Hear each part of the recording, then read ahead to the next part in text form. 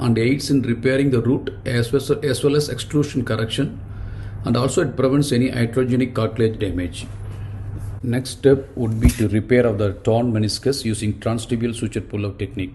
For this, tibial surface is first prepared using a curette just medial to the attachment of the posterior root. Reducibility of the tear to the native incision site is checked using a grasper. This is important as non-anatomic repair can result in altered knee biomechanics. In case of extensive scarring and extrusion, partial release of the root may be necessary. In our case, root was easily reducible to its native anatomy site.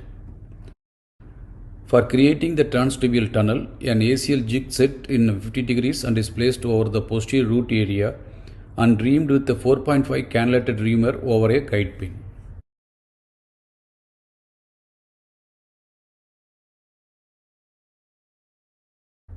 Following this, bites are taken of the posterior horn of the middle meniscus with a knee scorpion using two non-absorbable suture tape with cinch knots.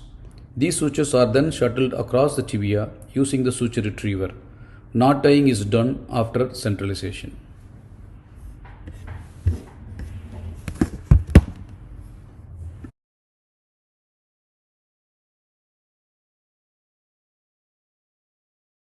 Persisting extrusion despite a root repair necessitates meniscal centralization. This can be done using double-loaded all-suture anchor. A 16-gauge needle is inserted initially at the proposed mid-medial portal to ascertain the location of the mid-medial portal and also to assess the direction and angle of inclination during suture anchor insertion. Portal site is enlarged using a 11 mm blade, and a double-loaded all-suture anchor is inserted at the edge of the medial tibial plateau.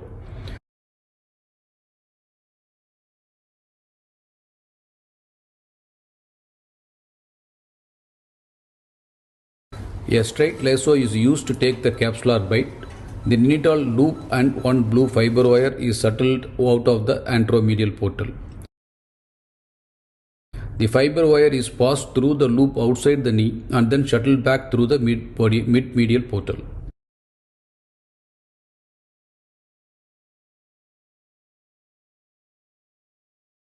The similar procedure is repeated with the second white fiber wire. Knots for centralization are tied via the medial portal to secure the meniscus to the tibial rim. Both the limbs of the fiber wire should be shuttled from inside out before knot tying to prevent suture tangling.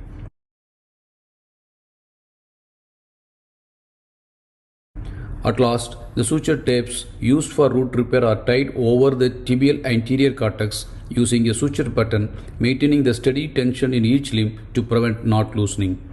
This is the final picture after combined root repair and centralization, resulting in a robust fixation of the meniscus to the tibial plateau. Portals and the skin incisions made for completing the root repair closed using monocryl sutures, and the knee is immobilized in a knee brace. Rehabilitation is the key factor for determining optimum outcome. Stepwise progression of weight bearing from toe touch to full weight bearing with gradual increase in range of movements followed by weight resisted quadriceps exercises are required for early return to activity. Sporting and other strenuous activities are allowed only after 6 months. Creating mid-medial portal is tricky, and the following surgical tips may be useful to avoid complications like medial meniscus injury or cartilage scuffing. Pie crusting of the MCL provides adequate opening for making the incision for the inserting the suture anchor. Maintaining the adequate knee flexion and firmly grasping the drill guide at the edge of the tibial plateau will prevent accidental slippage of the drill guide. Using commercially available flexible reamers can also provide better ease for drilling at an adjustable trajectory, avoiding cartilage injury. Care should be taken to tie the knots at the periphery of the meniscus. Inadvertent knotting within the joint can cause knot abrasion of the cartilage. Several techniques have been described to centralize the extruded meniscus despite a successful root repair. Koga et al. Was the first to describe the centralization procedure by using soft suture anchors. Peripheral stabilization suture using an additional tibial tunnel or other techniques proposed for meniscal centralization. However, there is no consensus at present to favor one technique over another. The technique described in this video has been studied by Mochizuki et al., who in their studies of 26 patients concluded that combined medial meniscus root repair with centralization significantly improved clinical outcomes as measured by Coos and Lizam scores, and also reduces the extrusion resistance significantly at 2 years postoperatively.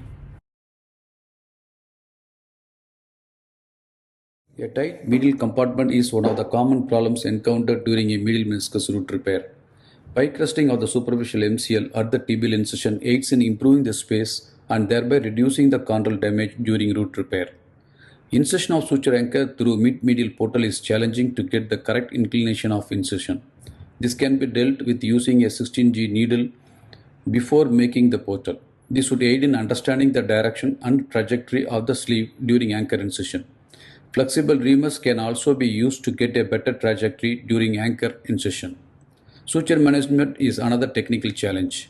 To prevent this, firstly, suture tapes cinched to the root of the meniscus are shuttled into the transtibial tunnel and then extrusion repair is performed. This avoids mixing of root repair sutures and extrusion repair sutures. After insertion of the all suture anchor, each non-observable number 2 suture is first brought out through the anteromedial portal, passed through the genital loop, and then shuttled back through the mid-medial portal. Knot tying is done through the mid-medial portal. To conclude, arthroscopic root repair alone may not adequately address extrusion. Combined root repair with centralization may be required to adequately reduce the extruded meniscus and restore the hoop stress. In carefully selected patients, combined root repair and centralization yields good clinical outcomes and restores meniscal extrusion at short-term follow-ups.